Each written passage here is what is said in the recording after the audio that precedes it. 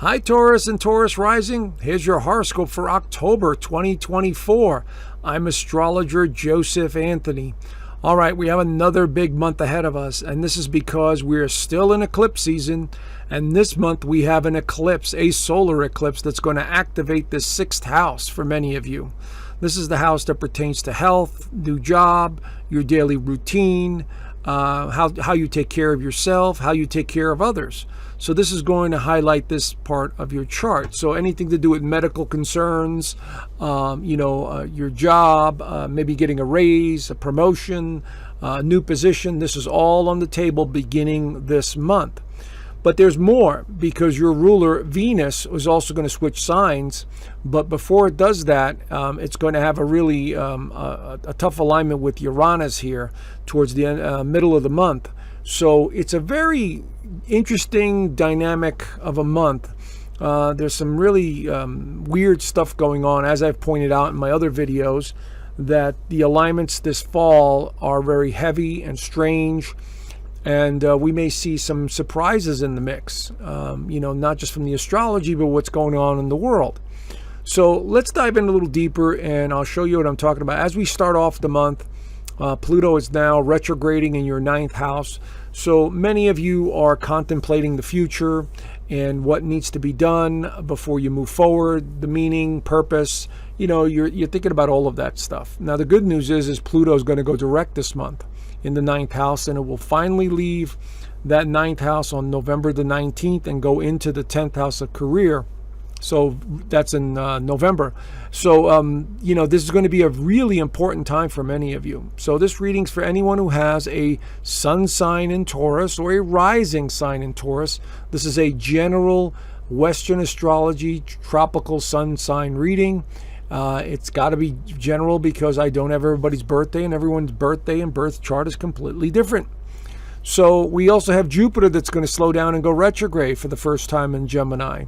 And we have Mars that's going to be super active for the next 7 months in Cancer, because it'll go into Leo for a period of time and then backtrack and retrograde back into Cancer. So it's a very active month with some really strange alignments. So let's dive into it. So the first thing we're going to take a look at is the new moon solar eclipse in Libra right here. So this is going to be at 10 degrees of Libra. So wherever that is in your actual birth chart, that's the area you should look at and see how it's going to, affect you. Now, this new moon is a new beginning. So if you wanted to start an exercise program or change your diet or your responsibilities or your daily routine, this is one of the best ones to do it.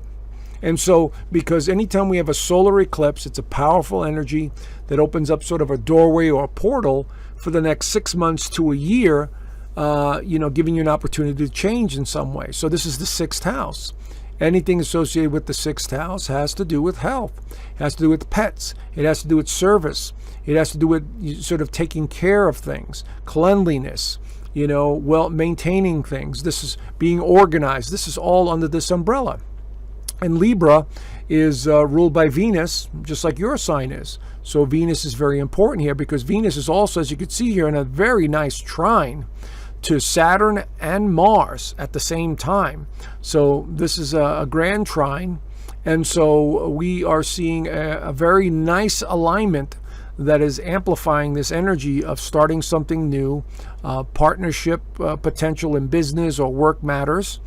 And speaking, your mind in some way. So this has some really nice potential here, okay? Now, the downsides are, of course, there's aspects to this new moon. There's a square to Mars, 15 degrees. This is going to be at 10 degrees, so it's 5 degrees. It's not a tight square, but it's still a square, which suggests something about your thinking and the way you express yourself is going to be very important in these next couple of months. There could be more passion, a desire to, travel, a desire to move around more. But self-expression is absolutely important when we're talking about the 3rd house. And we see another alignment here with the Saturn, which is an inconjunct, which is 150 degrees away. And that's signified by this little symbol right there. And this suggests be realistic about what you want. Don't daydream too much or get too overly concerned with this new venture, new project, or this new endeavor. The power of Saturn here could help benefit you here. In other words, suggesting that it may give you the foundation and the impetus to go after your goal. You see what I'm saying? So make sure you set some realistic goals with this new moon in Libra, okay? What else do we have? We have the Gemini going retrograde on the 9th. So here it is at stationary position, and it'll be retrograde all the way until February 2025. So this is something that you need to pay attention to now, because this is the second house of income and values.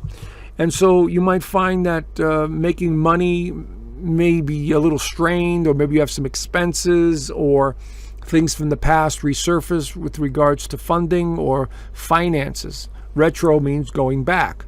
And so, but it's still Jupiter. Jupiter is still, lucky, expansive, fortunate, happy-go-lucky, kind of that mindset. And so, but it is going to be retrograde. So you'll be thinking about the past a lot more with this alignment here, and Jupiter going retrograde in your second house of income and values. It just means that maybe you're returning to something like you invested in a while back, and now it's finally paying dividends, or, and this is going to be all the way until February. So it's a doorway that's going to be wide open there. It just depends on how other planets are going to aspect this Jupiter over the next few months. But keep an eye on your finances and your investments at this time, okay? What else? We have Pluto going direct. Hey, Pluto going direct is very important because it's the most outer planet that we use in astrology, and here it is in stationary position at the last degree of Capricorn. And so this will be the last time in our lifetime that Pluto will be in Capricorn, because it takes 240 years for it to go around the sun. And so with now it going direct, now you have a little bit better or clearer vision of what you want, your goals, your responsibilities, what you need to take care of. You're in action mode. I need to go do this, I need to go do that, and I need to make this happen, I need to make that happen. Okay, so this is going to help out. Now on the 13th also, you see here Mercury is in Libra, and it's beginning to square Pluto.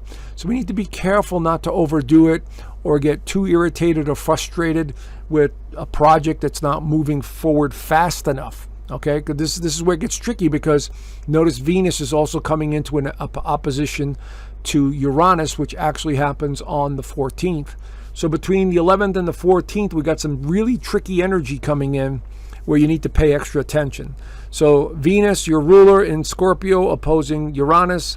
This could be somebody that is just, kind of losing their marbles, causing you some angst. There could be some major surprises in the mix with this individual or person, or it could have something to do with financial matters that you're dealing with here, or surprise expenses. And so Venus opposing Uranus is always a big surprise. It could be something lucky like money coming in or windfall of some kind. It all depends on your own personal chart. This is a general overview, And so we're definitely seeing some activity here around between the 11th and the 14th for sure. And this will last for a couple of days after the 14th. So it'll still be, moving right along. But also late on the 16th into the 17th, we have this full moon in Aries right here in your 12th house of endings, completions, limitations, spirituality. And this full moon is going to be at 24 degrees opposing the sun right here. This is the health axis as well. Not only the spiritual axis, the 12th house, but the physical axis right here. So things pertaining to health and well-being are going to be on the table. Now, the reason I also say this, again, more weird anomalies are taking place here. Notice the sun is squaring Mars, and it's opposing the moon, and it's squaring Pluto. This is a very powerful alignment. So again, from the 11th all the way through the 17th, there is a strong grand cross that's being activated here. So this could put a lot of pressure on you for some reason, or there's a lot of incidents or something going on in your life that you may have to let go of, or a situation that's not working for you that you need to move forward with.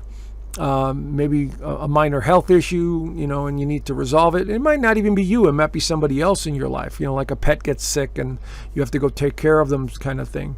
But it could be a family member also, because Mars is in Cancer. Cancer represents family, you see? And this is how it's interpreted. Now, this is not an exact tight square between, Pluto, but it is 5 degrees. It is 2 degrees here and 2 degrees here. It's still, considered a grand cross, so we need to keep an eye on that. Now, Venus, your ruler, enters Sagittarius later on the 17th. So once again, we're talking about anything to do with finance, well-being, money. This is the 8th house, the house of death and rebirth. Maybe there's somebody that's not doing too well in your life, and they don't want to be here anymore. That is a possibility as well too, because the energy is being activated in this 8th house. But Venus usually, and generally speaking, in the 8th house, will take you on a deep journey within yourself, psychological and in nature, and trying to discover things at a deeper level. Maybe you're starting a physical relationship with someone, a sexual relationship. That's what Venus could signify in the 8th house. But it could also represent your investments and your money matters. So this is all going to be on the table. So you can see how the second half of the month, the energy is really ramping up. On the 22nd, actually the 21st and 22nd, the Sun squares Pluto once again, which is another powerful transformation, some sort of energy that's coming in, having to do with power and entities that control. And maybe you're having some conflict with someone. That's a very strong possibility. But on the 22nd, the Sun enters Scorpio. So now it's in the 7th house, which has to do with partnerships for you. So over the next 31 days or so, it's all about partnerships. It's all about connecting. It's all about socializing, and just having a good time, because you're connecting. And so this could be quite beneficial for many of you at this time. And last but not least, we have this Venus squaring Saturn on October the 27th. So here we see Venus, your ruler, in the 8th house, and it's squaring Saturn in the 11th house. And so this could be somebody that's irritating you, somebody within your community, somebody that's an acquaintance or an organization that may be giving you a hard time over something. This is a square between Saturn and Venus. So there's always a little tension, regarding this matter. Again, it could have something to do with property, because Mars is in Cancer. And it has to do with partnerships or other people. So this is definitely a situation where you may be helping someone, or they're draining your energy, or uncomfortable conversations are having to be had here. Anything along those lines is definitely in the mix as we go through towards the end of October. All right. So there you have it. If you haven't done so and you're interested in joining a really cool community, I do have astrology in there, and there's almost 4,000 people in my free community. So here, I left the link down below. Check it out. I think you might enjoy it. And, I look forward to seeing you in the community. All right. Have a great month, and I will talk to you guys soon. Bye for now.